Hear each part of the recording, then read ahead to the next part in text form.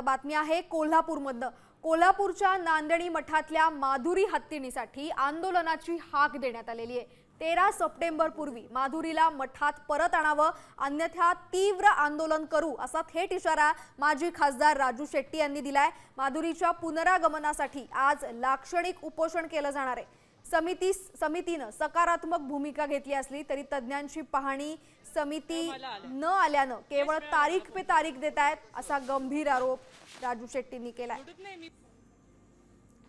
तर माधुरीसाठी आंदोलनाची हाक देण्यात आली आहे। नांदणी मठामध्ये आज राजू शेट्टी हे आंदोलन करतायत। माधुरीला परत आणण्यासाठी सप्टेंबर मधली तारीख देण्यात आलेली आहे, त्यामुळे कोल्हापूरमध्ये आज माधुरी हत्तीणीसाठी आंदोलन होतंय।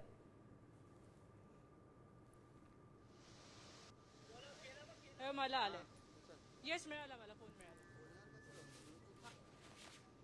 13 सप्टेंबर पूर्वी माधुरीला मठात परत आणावं, अन्यथा आपण तीव्र आंदोलन करू असा इशारा राजू शेट्टींनी दिलाय।